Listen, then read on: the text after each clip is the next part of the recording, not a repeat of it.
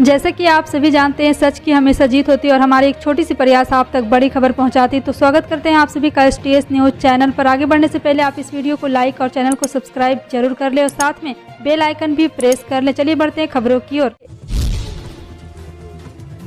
गोवा की तृणमूल कांग्रेस प्रमुख किरण कांडोलकर ने दावा किया है कि उनके राजनीतिक सलाहकार आईपेक ने पिछले सप्ताह हुए विधानसभा चुनाव के बाद पार्टी उम्मीदवारों को छोड़ दिया।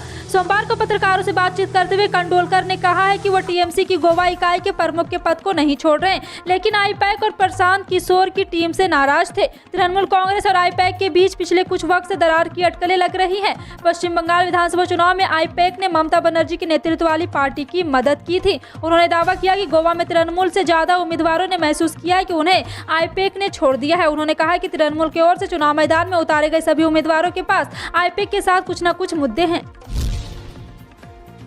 गृह मंत्री अमित शाह ने मंगलवार को उत्तर प्रदेश के प्रयागराज में माफिया और बाहुबली के बहाने समाजवादी पार्टी पर जमकर हमला बोला। यूपी में अब 5वें चरण के लिए चुनाव प्रचार शुरू हो गया है। प्रयागराज में शाह ने कहा कि अगर अतीक अहमद, मुख्तार अंसारी और आजम खान को जेल में रखना है तो फिर से कमल खिलाना है। अतीक अहमद का सपा और बसपा में जलवा था। कोरोना वैक्सीन को लेकर शाह ने अखिलेश यादव पर भी कटाक्ष किया। उन्होंने कहा कि सपा सुप्रीमो कहते थे ये मोदी का टीका है, वैक्सीन मत लगवाई, खुद 10 दिन बाद जाकर वैक्सीन लगवा लिया। उन्होंने कहा कि नरेंद्र मोदी सरकार ने गरीबों के लिए काम किया है। बीजेपी सरकार बनी तो 5 साल किसी किसान को बिजली बिल नहीं देना होगा।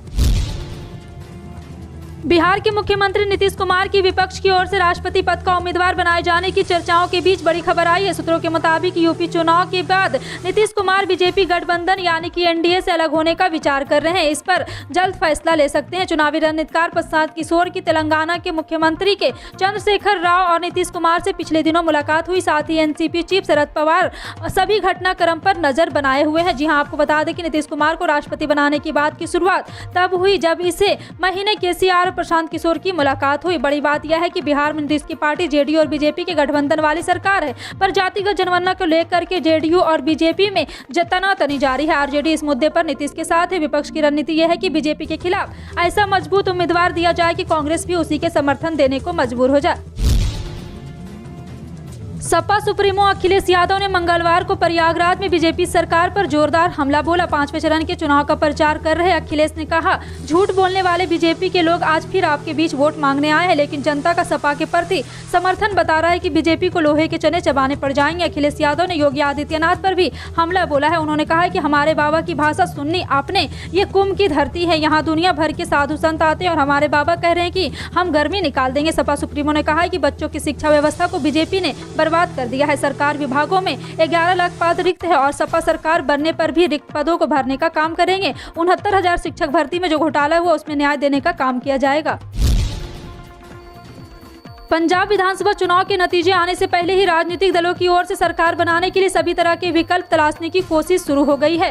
शिरोमणि अकाली दल की ओर से एक बार फिर से भारतीय जनता पार्टी के साथ आने के संकेत दिए जा रहे। शिरोमणि अकाली दल की ओर से कहा गया है कि पंजाब के विकास के लिए उन्हें बीजेपी के साथ दोबारा जाने से कोई गुरेज नहीं है। शिरोमणि अकाली दल के नेता विक्रम मजीठिया ने बीजेपी के साथ दोबारा जाने पर चुप्पी तोड़ी है। विक्रम मजीठिया का कहना है कि अगर शिरोमणि अकाली दल और बहुजन समाज पार्टी को बहुमत नहीं मिलेगा तो फिर बीजेपी के साथ दोबारा जाने के बारे में सोचा जाएगा।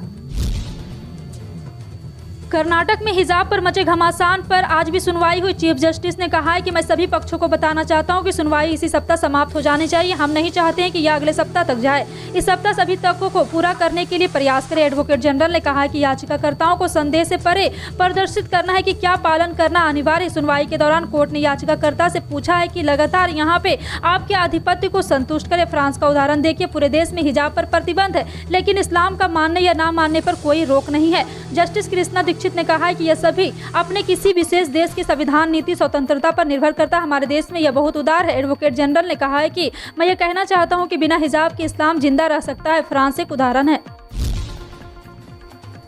राष्ट्रवादी कांग्रेस पार्टी की सुप्रियो सूले और बीजू जनता दल के अमर पटनायक सहित 11 सांसदों को इस साल का संसद रत्न पुरस्कार दिया जाएगा।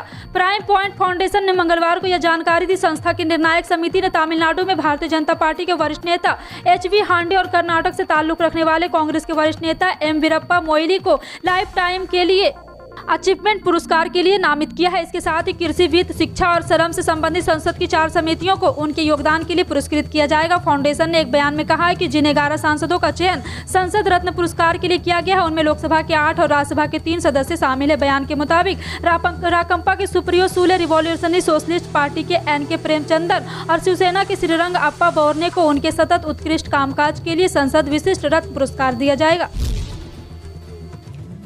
मणिपुर में 2 चरण 28 फरवरी और 5 मार्च को मतदान होगा। 10 मार्च को मतगणना में साफ हो जाएगी 2022 में क्या जनता एक बार फिर बीजेपी में भरोसा जताएगी या किसी दूसरे विकल्प पर मुहर लगाएगी। इन सब के बीच पीएम नरेंद्र मोदी ने एक बयान दिया है। जी आपको बता दें कि कहा है कि जो उत्साह और उमंग नजर आ रहा है उससे साफ है कि बीजेपी एक बार फिर सरकार बनाने जा रही है। आपका ये स्नेह, आपका ये प्यार मुझे बार बार आपकी सेवा करने के लिए यहाँ खींच ले आता है। मैं यही से सेवा करता रहूंगा, लेकिन सेवा का बल देने के लिए मुझे यहाँ भी डबल इंजन की सरकार चाहिए, इसलिए मैं आपके बीच आया हूं।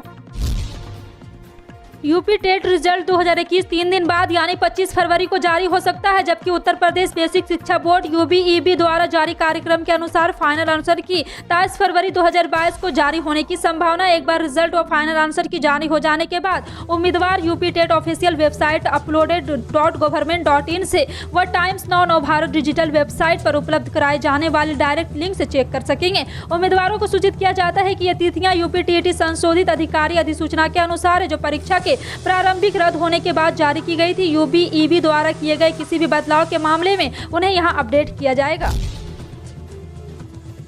वरुण गांधी वैसे तो पीलीभीत से बीजेपी के सांसद है, लेकिन वो अपनी, जी हां आपको बता दें कि वो अपनी ही सरकार पर हमलावर रहते हैं। किसान आंदोलन के दौरान जब लखीमपुर खीरी में हिंसा इतना भयानक बढ़ गया था तो उन्होंने अपनी ही सरकार की घेरेबंदी की और अब एक बार फिर चौथे चरण के विधानसभा चुनाव से पहले उन्होंने एक बार फिर बेरोजगारी के मुद्दे पर अपनी सरकार की नीतियों पर तंज कसा है।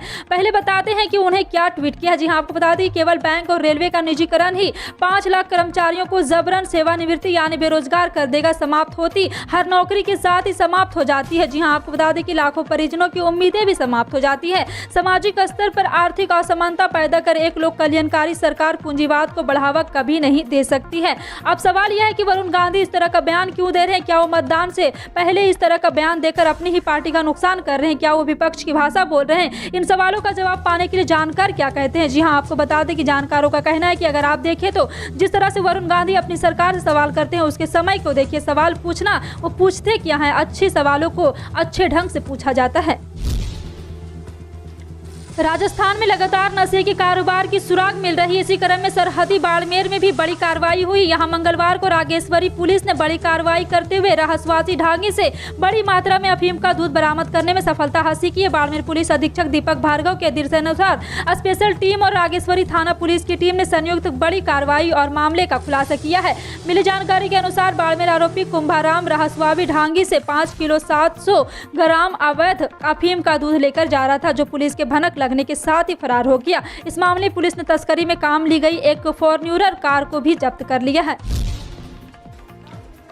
ओडिशा में कोरोना वायरस संक्रमण के 428 नए मामले मिलने से राज्य में अब तक कुल संक्रमितों की संख्या बढ़कर मंगलवार को 12,83,297 हो गई है। स्वास्थ्य विभाग ने ये जानकारी देते हुए बताया कि राज्य में 10 और कोविड मरीजों की मौत के कारण महामारी से जान गंवाने वाले कुल संख्या बढ़कर 9,036 हो गई है। स्वास्थ्य विभाग के मुताबिक राज्य में दैनिक आक्रामक और संक्रमक दर 0.81% और नए कोविड संक्रमितों में 136 बच्चे भी शामिल है। यह भी बताया गया कि पिछले 24 घंटों के दौरान 52,672 नमूनों की कोविड जांच हुई है।